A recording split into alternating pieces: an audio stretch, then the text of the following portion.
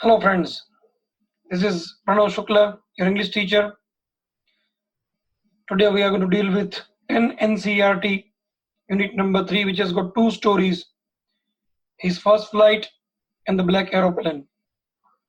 So today's concern is the second story, the black aeroplane. Friends, this is another story dealing with flying. Earlier we had the story of a young seagull who learned how to fly. He had a fear and the story was about how he overcome his fear, how his mother helped him. Now this time we have a story of a pilot who's desperate to go home. He took an early morning flight. Though there were a lot of difficulties in his flight, he encountered a storm, he had a lack of fuel, a lot of difficulties arose, but his instinct as a pilot, his sheer determination, and his skill as a pilot really helped him to get out of that difficulty. Though this story has got the element of suspense, when the pilot got stuck in the storm and he lost all the hopes of getting out of it, he was helped by an unknown shadow-like black aeroplane. That pilot guided him to get out of that storm. When the flight got over and he successfully paved his way back to home at England, he wanted to thank that pilot who really helped him to get out of the storm. But he found no pilot, and he was informed that there was nothing like that plane or nothing like that pilot. So there was no one in the sky except him. So that really left him very much surprised. And so are we also in the surprise.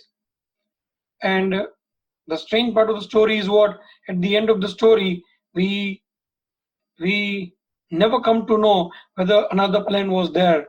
So we are left in a surprise, in a curiosity. There will be queries in the minds of the readers whether the plane was there or not. So this is what the story is all about. It is in the first person narrative style. The author, Frederick Forsyth, is not a professional writer. He's actually an English pilot and narrating his own story. So it is also in an autobiographical manner. It's a first person narrative. Let's go for reading the story.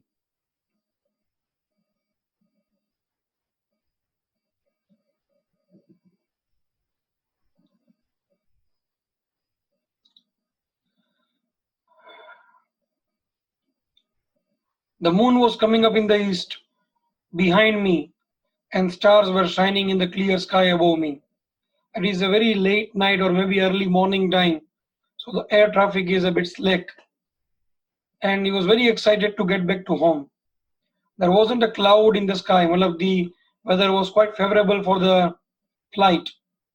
I was happy to be alone up above in the sky, sleeping. I was happy to be alone high up above the sleeping countryside. I was flying my old Dakota aeroplane or France back to England. Friends, Dakota is a short name of the aeroplane type. Maybe the full name is Douglas C-47 Dakota. This may be C-88, maybe the name of the plane. Anyways, Dakota is world's most famous military transport aircraft. It was popular in 1930. It is said to be the most successful aircraft design in the history, and it was manufactured by Douglas Aircraft Company. So this is the extra information for you. I was dreaming of my holiday and looking forward to being with my family. I looked at my watch, 1:30 in the morning. I should call Paris control soon, he thought. Well, whenever the pilot passes over various territories, he has to inform the local authorities, so that they can guide us and also keep the record of what this flight. This is safe for the air traffic control. As I looked down past the nose of the aeroplane, the front of the aeroplane, the front tip, I saw the lights of the big city in front of me. I switched on the radio and said, Paris Control Dakota DS-088. This is the name of the plane. Can you hear me? I'm on my way to England. Over. This is how the messages actually passed and ended. The voice from the radio answered me immediately. DS-088. This is how they recognize the plane and this is how they address the pilot. I can hear you. You ought to turn 12 degrees west now. Now they are guiding this plane to turn and how to navigate. DS-088 over. I checked the map and the compass, switched over to my second and the last fuel tank, and turned the Dakota 12 degrees west towards England. Now he's again thinking, he's dreaming to be with the family. I'll be in time for breakfast. Malab is expecting to reach England and completing all the formalities post-flight, reaching to home, and he will reach to home by the time of breakfast. So he's dreaming that. A good big English breakfast, maybe a very stuffing one. Everything was going well. It was an easy flight. Paris was about 150 kilometers behind me when I saw the clouds. Suddenly, see, the weather is totally unpredictable, especially in the northern European region. Suddenly, a storm is approaching. So, it is a problem for the flight. It requires a great skill of navigating the flight. It requires an experienced pilot. So he was. They were huge. They looked like black mountains standing in front of me across the sky. I knew I could not fly up and over them. Malab, he has to pass through the storm. This plane didn't have that capacity to fly above the storm or over it. And he did have the other thing is what he can actually take a roundabout and pass by the storm, but he didn't have the enough fuel to do it. So he has to enter the storm and pass through it, which is very risky. Well, the ideal most decision at this time is that he should actually get back to his original destination from where he started, or he should actually land in Paris and wait for the storm to get abated and then get back to England. But he was so desperate, feeling almost homesick. And as you have said, as you have heard, hurry makes the main mistake. And the same thing he had done. I did not have enough fuel to fly around them to north or south. So I thought first, I ought to go back to Paris. I thought, but I wanted to get home. I wanted that breakfast. See, sometimes being away from home make you so desperate and homesick that even the smallest thing from the family, from the home, makes a huge difference. What's the importance of a breakfast in front of saving your life? But he's so homesick and desperate that he wants that breakfast with the family. So you understand the situation. I will take the risk of entering the storm. It is so risky, it is a risk of life. I thought and flew that old Dakota straight into the storm. Inside the clouds, everything was suddenly black. It was impossible to see anything outside the aeroplane. The old aeroplane jumped and twisted. Dakota was almost out of date at that time. And it might not perform well, but he had enough trust upon his plan as well as his skill of flying. I looked at the compass. I couldn't believe my eyes. The compass was turning round and round and round.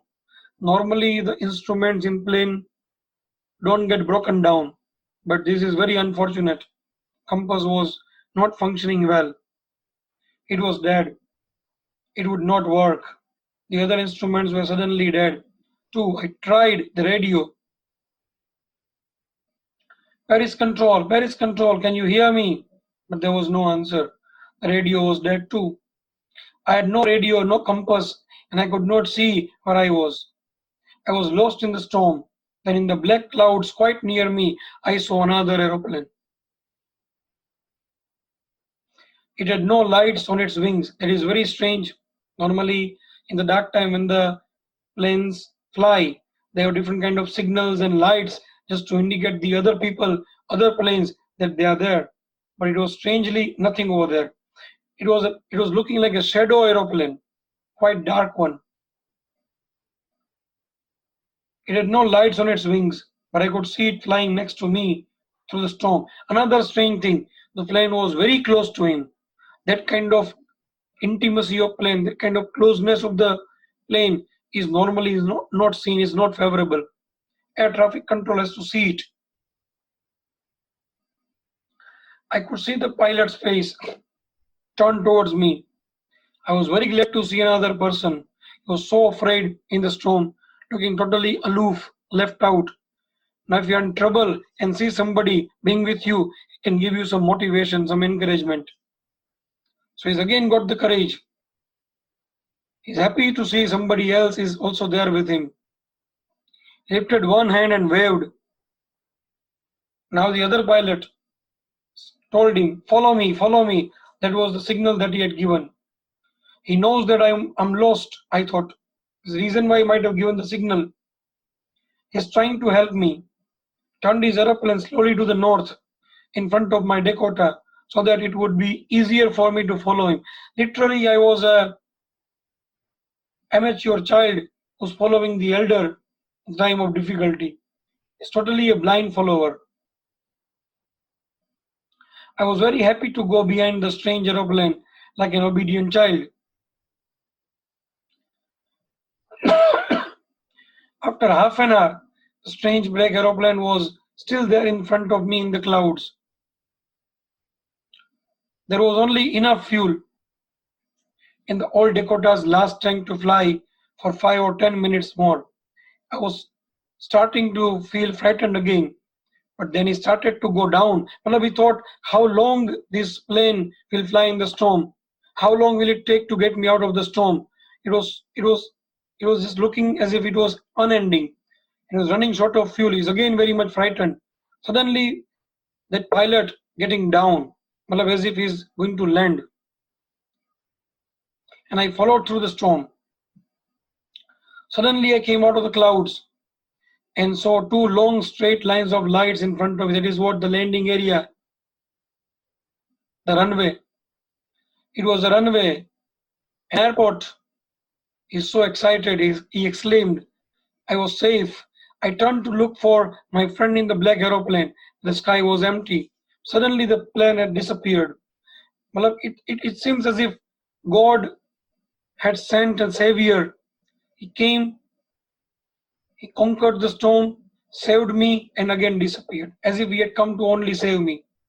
I was so glad and thankful to him. The black aeroplane was gone. I could not see it anymore, anywhere.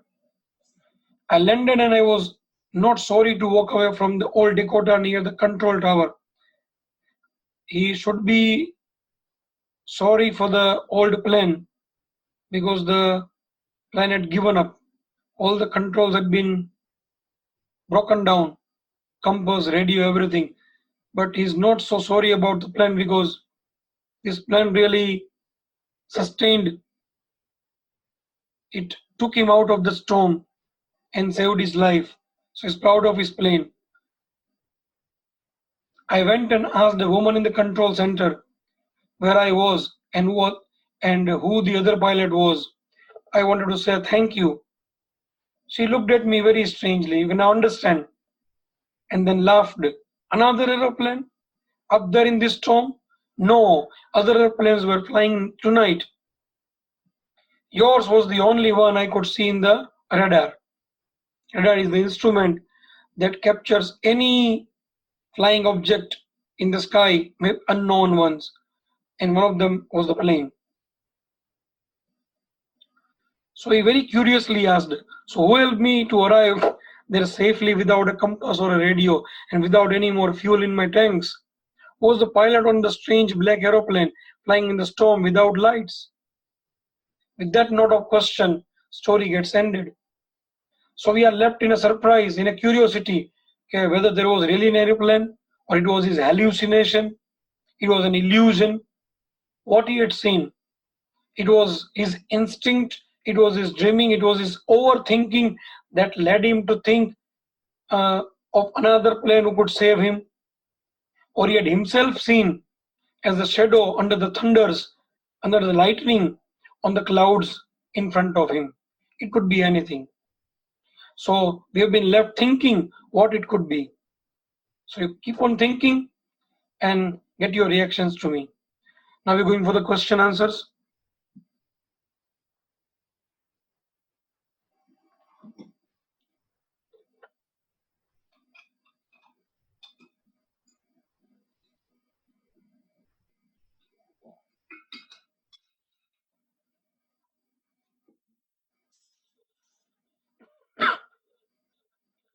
I will take the risk. What is the risk? Why does the narrator take it? As you know, first you have to write the introduction. The Black Aeroplane is a first-person narrative. Is an very unusual experience described by the English pilot, namely Frederick Forsyth, completing his duties just to enjoy the holidays. He's getting back to his home at England, and he has to pass over France. So when he started his flight at a very early morning, 1:30, the weather was quite favorable. There was no cloud in the sky. Suddenly, after crossing France over Paris, the weather changed.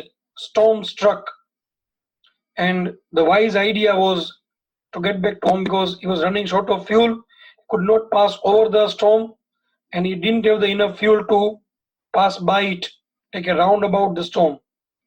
So the the wisest thing was that he could do was he could land to Paris, could wait for the storm to be abated, and get back to England. But he was so desperate, he was so homesick, he wanted to enjoy the breakfast early in the morning with the family. He was almost dreaming of that. So he thought that he would take the risk. He might have got the confidence upon his skill of navigating the plane and his experience, and he was quite determined to get back to his home.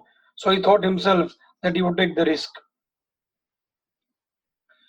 This second question: describe the narrator's experience as he flew the aeroplane into the storm. Again, the same thing, same introduction. When he struck with the storm, when he encountered the storm, he felt that he should take the risk. He should pass through the storm. He was running short of the fuel, and he could not take also the plane over the storm. Suddenly he found that his radio, the other instruments like compass were not working. So he could not even get the guidance from the control tower. So all the situations really were not favorable to him. It was quite a risky flight, and the wisest thing that he should actually land and wait for the storm being abated. But now he couldn't do either. So he had to enter the storm, and he was feeling quite afraid, frightened, and was almost hopeless to get out of the storm. So third question: why does the narrator say, "I landed and I was not sorry to walk away from the old Dakota"? So you have to describe the entire experience that he had felt through the flight, how he entered the storm, how he got through it, and he found himself lucky to get out of the storm. He was very grateful for the pilot who had come suddenly and helped him and saved his life. When he landed, he was very curious to know who the pilot was and wanted to thank him. So when he went to the lady at the control tower, at the control office, the lady informed him that there was no pilot like that and he was alone in the sky. But before that, when he left his old Dakota, so he should have been sorry because Dakota had got all the controls failed. But he was still not sorry because his plane really helped him to get out, and it did not really break down at the time of emergency. In spite of being old, it sustained him and saved his life. So he was not at all sorry to walk away from the old Dakota. What made the woman in control center look at the narrators strangely?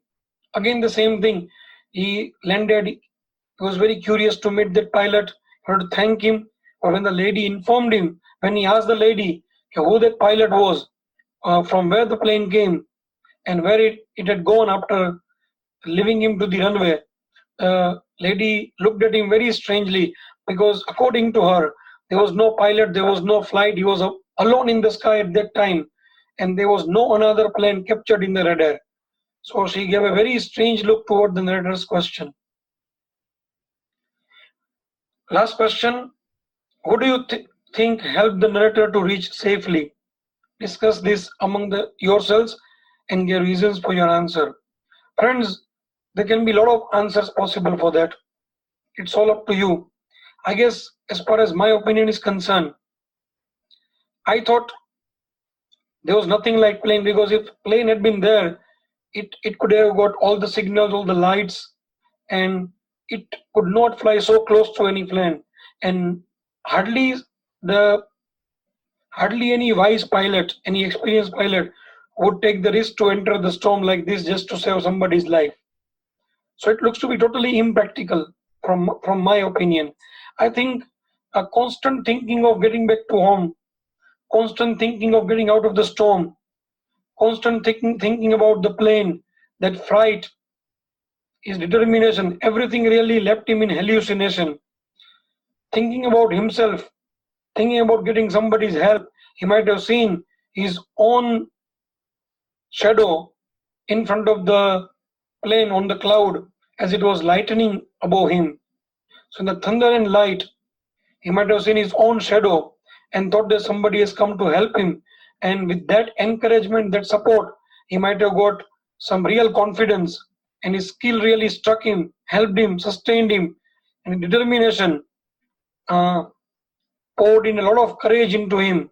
So determination, skill, and that unknown support, that maybe from his own hallucination, from his own illusion, took him out of the storm. So this is all about the question answers. I hope you might have noted down all the difficult words and understood the question answers. Now submit it as soon as possible. Thank you very much, friends. We'll soon meet for the another chapter.